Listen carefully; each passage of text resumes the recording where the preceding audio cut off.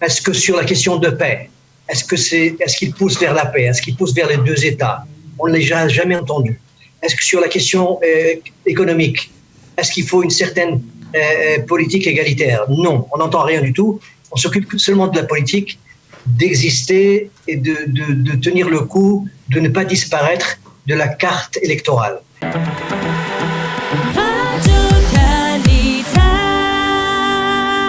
Daniel, bonjour, Boker Tov. Bonjour Daniel Haïk. Je rappelle que vous êtes journaliste, écrivain et que vous avez été député du Parti travailliste. Et justement, c'est pour cela que nous voulions vous solliciter ce matin parce qu'il y a aujourd'hui les élections pour la présidence du Parti travailliste. Alors aujourd'hui, une compétition, on va dire, qui est jouée d'avance, on peut le dire, entre Merav Michaeli et un challenger qui est quasiment inconnu, Eran Hermoni. C'est Merav Michaeli qui devrait l'emporter largement? Mais absolument, ne retenez pas votre souffle. Oui. C'est des élections déjà finies avant qu'elles commencent. Alors c'est Merav Michaeli qui va gagner.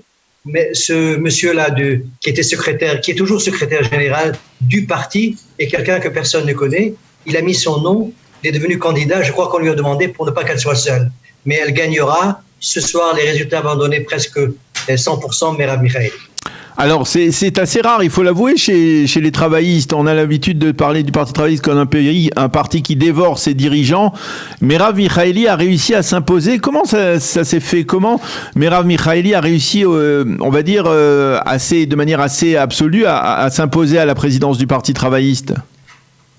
Oui, c'est un précédent, parce que dans les autres élections, les candidats et les membres ont dévoré, ont mangé le parti, il ne restait plus rien. Aujourd'hui, c'est elle qui mange le parti, qui avale le parti. Elle est très forte, elle connaît la politique et elle a réussi à avoir un soutien de tous les membres du parti, les députés.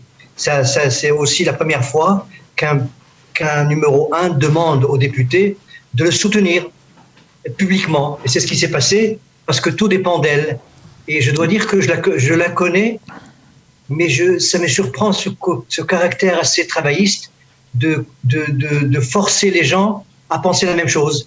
Alors elle va gagner le vote, mais le problème c'est pas elle, ni le secrétaire général, c'est le parti. Et Meretz aussi, c'est deux partis Alors justement, je voudrais effectivement, on va parler du parti Meretz, mais aujourd'hui, c'est-à-dire comment on peut définir le parti travailliste sous Merav Michaeli? C'est un parti, on va dire, d'extrême gauche, de gauche, c'est un parti qui, par rapport, comment on le situerait par rapport au leadership de gens comme les Mapainik, on va dire, et puis plus proche de nous, on va dire des gens comme Shimon Peres ou comme d'autres responsables du parti travailliste. Comment on pourrait les définir? C'est une excellente question parce qu'elle n'a pas de réponse. La réponse, c'est que le parti se maintient. Il avait disparu il y a un an. Elle est venue. Elle a gagné 6-7 mandats. Et la même chose aujourd'hui, ce soir, et peut-être les prochaines élections. Elle veut avoir les 4-5 mandats pour continuer à exister. Mais une vision travailliste n'existe pas. Est-ce que sur la question de paix, est-ce qu'il pousse vers la paix? Est-ce qu'il pousse vers les deux États? On ne l'a jamais entendu. Est-ce que sur la question économique, est-ce qu'il faut une certaine politique égalitaire? Non, on n'entend rien du tout.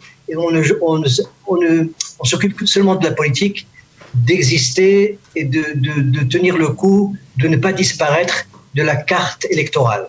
Mais c'est surtout ça. Mais sur la contribution du parti, sur le gouvernement, je dirais que je vois absolument rien qui a changé. C'est surtout Merav Michaeli qui domine le parti d'une façon assez spectaculaire. Elle est apparemment très forte et personne n'ose dire un mot qui le contredit sa façon de parler, sa politique. Alors je dirais que c'est un parti qui est sous la botte de Merav Michaeli, qui a l'air très sympathique, mais il faut faire attention à elle a réussi à changer le système. Alors c'est ça. Alors est-ce que c'est exact de dire qu'en fait Merav Michaeli a réussi à restaurer un parti travailliste qui est devenu une sorte de copie du parti Meretz? C'est-à-dire il n'y a pas véritablement de différence entre Meretz et le parti travailliste. Et j'en veux pour preuve les tractations qui existent actuellement au sein du parti Meretz. On a l'impression que Zahava Galon, qui était déjà la présidente du parti Meretz, va revenir au sein de ce parti et que cela risque d'affaiblir à nouveau le parti travailliste. Oui, mais toute la gauche, c'est 10 mandats ou 11 ou 12, c'est le maximum. C'est-à-dire que il faut voir, c'est assez triste. Il ne reste plus de partis. Même dans les sondages, ils ont 6 ou 7. C'est des membres du kibbutz, des anciens membres travaillistes qui voteront jusqu'à la fin de leur vie travailliste. Mais ce parti manque de dynamique. Il ne peut pas attirer les jeunes. C'est surtout ce que Merav Michaeli a fait. Et elle a attiré sur la question du féminisme. Elle a réussi à faire du Parti travailliste un parti, une adresse pour le féminisme israélien. Beaucoup de jeunes femmes, de jeunes hommes ont réussi se sont attirés au parti à cause de Merav Michaeli, grâce à Merav Michaeli, de son ouverture envers les questions personnelles, envers l'homosexualité, envers d'autres questions. Mais sur les grandes questions, la paix et l'égalité sociale, économique, le parti n'existe pas. Alors sur ça, il faudrait surtout travailler, mais est-ce que le parti aura assez de mandats, aura assez de force? C'est une politique gouvernementale que le Parti travailliste ne peut pas arrêter. Cette ruée vers le capitalisme acharné, c'est du jamais vu comme de cette façon. Le parti n'est pas là pour contredire, pour bloquer cette politique d'acharnement économique. Mmh. Et voilà. Alors, on aurait gagné, mais je crois que le parti va jouer autour de 5-6 mandats. Est-ce que ça suffira pour avoir un impact? Je pense que non. Alors, on aurait pu s'attendre à ce qu'après un an au cours desquels le Parti travailliste était au pouvoir, on va dire, puisque il y avait des ministres travaillistes, Merav Michaeli par exemple, Nachman Shai, Omer Bar-Lev, donc 3 ministres au sein du gouvernement israélien. On aurait pu peut-être s'attendre à ce que justement, le Parti travailliste profite de ce retour au pouvoir, si l'on peut dire, pour essayer de se renforcer. Ça n'a pas été véritablement le cas. Écoutez, il y a 3 ministres ou 4. Il y a 2 ministres qui ont déjà presque dépassé 70 ans dans un parti qui est assez jeune. Et ils ne sont pas vraiment de la plus grande motivation qu'il y a. Omer Bar-Lev est ministre de la Police, on a vu ses résultats, pas très brillants. Et Nachman Shai, il s'occupe du monde juif. Ce n'est pas des postes qui vous donnent un impact sur la société israélienne. Vous ne pouvez pas changer les choses, puisque ce sont 2 postes qui sont éloignés. La seule, c'est le poste de Merav Michaeli, ministre des Transports, mais est-ce qu'elle peut réussir à changer les choses? Ça, je ne peux pas vous dire, mais le fait qu'il n'y a pas vraiment de changement radical, il ne passe pas de 6 ou 7 mandats à 8, à 10, à 12, ça veut dire que le Parti travailliste est toujours bloqué autour du seuil de rentrer à la Knesset. L'électorat travailliste traditionnel, il est parti chez Yair Lapid depuis une dizaine d'années? Oui.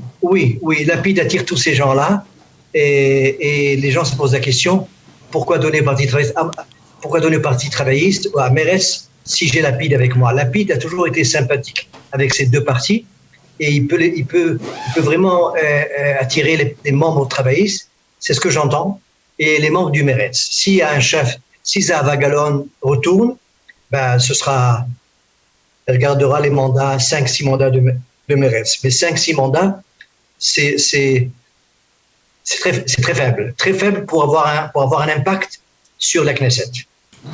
Alors une dernière question, Daniel, je voulais vous faire réagir également, puisqu'on est encore sous l'impact de la visite de Joe Biden ici dans la région.